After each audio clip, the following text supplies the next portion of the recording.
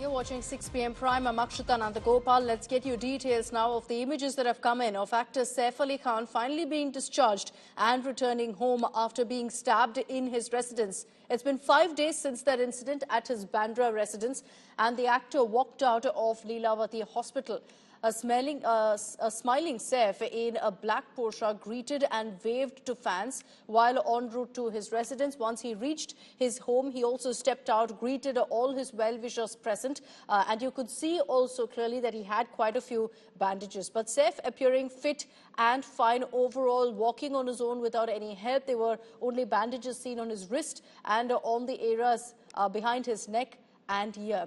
Saif greeted fans outside his residence. He's going to be also shifting to his second home, Fortune Heights, which is just 60 meters away from the Bandra residence where the crime took place. Earlier, cops took the attacker to Saif's residence to recreate the crime scene. Multiple fingerprints of the attacker were collected from the washroom where he hid, while the attacker's cap was also found in their son Jay's room.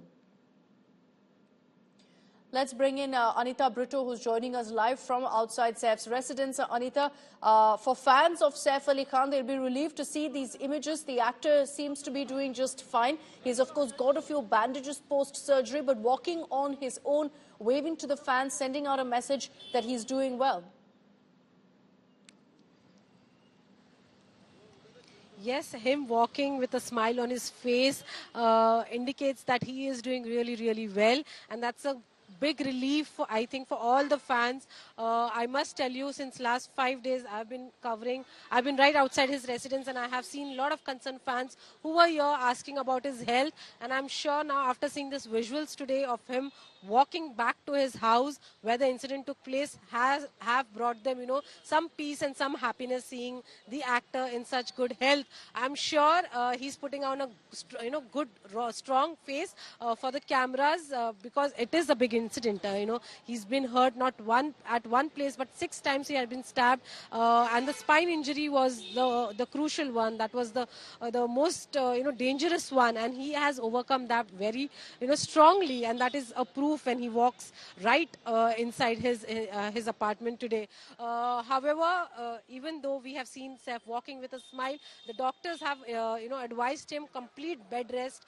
We were been also told that he was accompanied by the doctors of Lilavati at this residence, where they will make sure that he is well rested and well taken care of, and his medications are given on time. And I think post that the doctors will leave the apartment and go back to the hospital. As of now, Saif has been asked to take complete bed rest for at least 2 to 3 weeks before he resumes his work.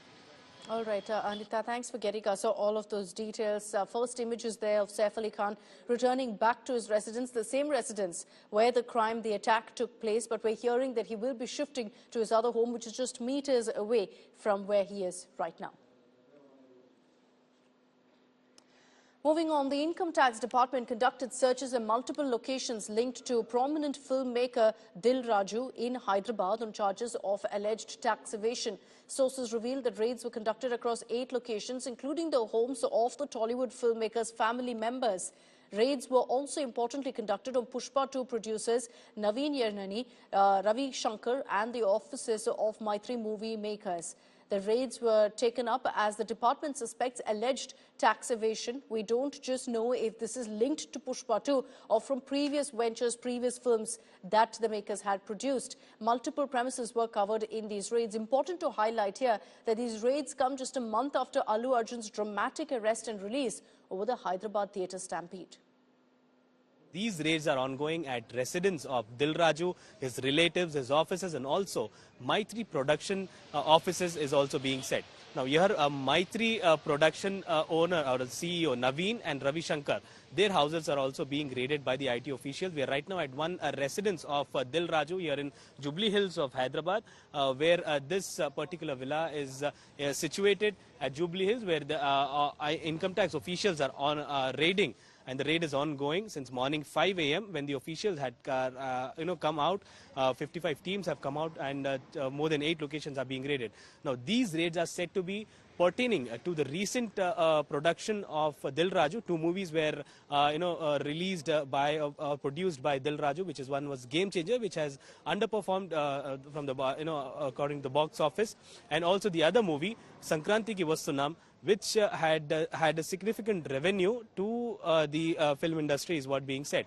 Now here what we understand is that the recent controversy that had taken place of Allu Arjun, where Pushpa 2 movie screening, where stampede had taken place. During this controversy, when Allu Arjun was in the police station and when he had to meet, the Film Federation had to meet the Chief Minister, it was Dil Raju who was mediating, who was meeting Allu Arjun, and also he had also arranged a meeting with the Chief Minister during this whole controversy.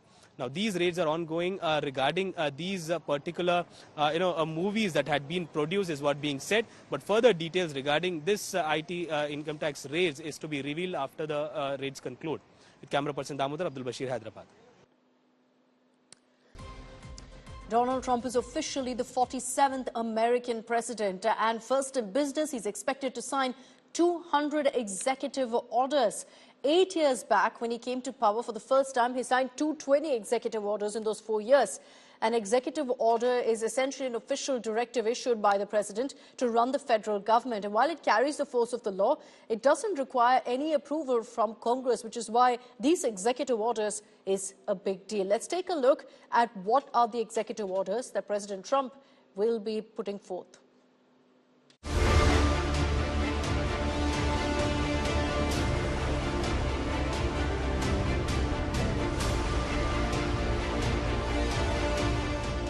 US President Donald Trump is a businessman first, and as the head of state back in the Oval Office, his first day means a jam-packed schedule of business. Several of his campaign promises in executive orders that are expected to bring in sweeping changes in true Trump fashion. Top of that is declaring a national emergency at the border to allow the Department of Defense to deploy the military and the National Guard to the border. He is all set to suspend refugee settlement for 4 months. In another order, the POTUS is ending asylum and closing borders to illegal immigrants.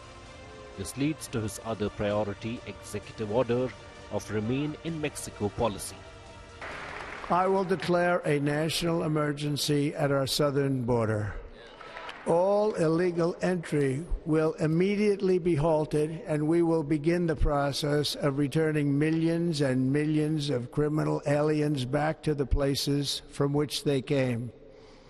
We will reinstate my Remain in Mexico policy. These orders will cement Republican presidential campaign promises of keeping migrants of all nationalities from crossing the border to the USA.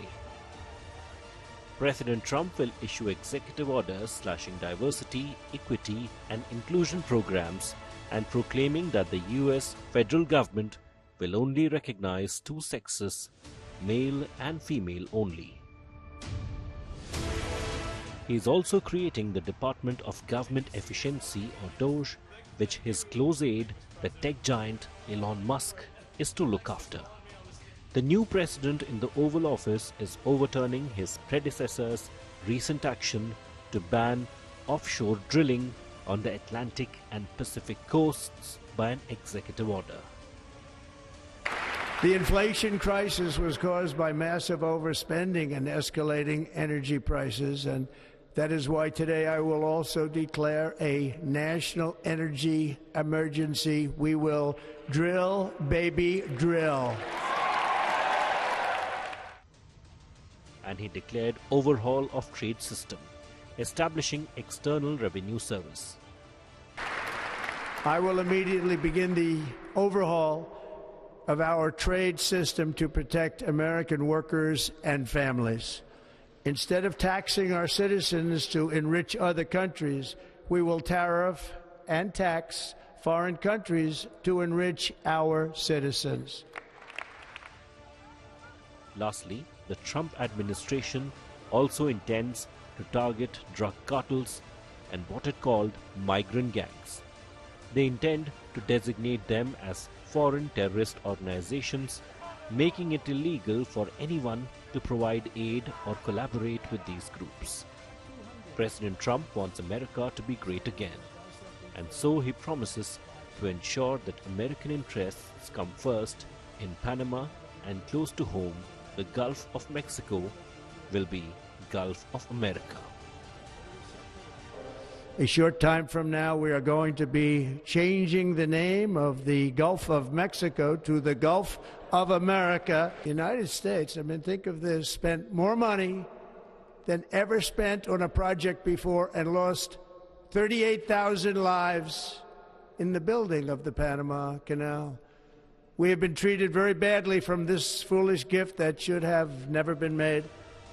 Executive orders are common for a new president's first day in office and set the tone and priority for their administration. President Donald Trump, in an unambiguous way, wants to set his administration's priority of zero tolerance of migrants with a national emergency on the borders. Bureau Report, India Today. In Washington, D.C. and across the world, it wasn't just the political landscape that got attention. Fashion also took center stage, courtesy Melania Trump, who exuded glamour in a white satin gown and black geometric detailing on the front. But not everyone's fashion choices were met with praise. Here's a look at the fashion moments that turned heads.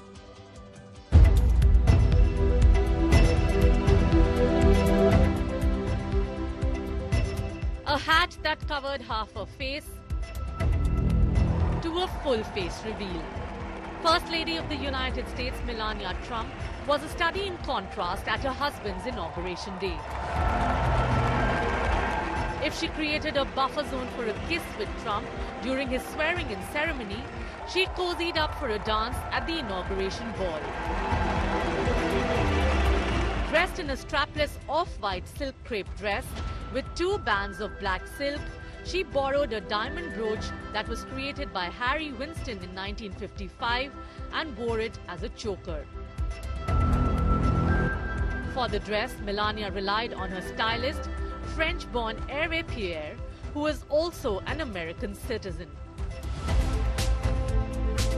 Pierre also created the ethereal gown that she wore in 2017 to attend the inaugural balls with her husband.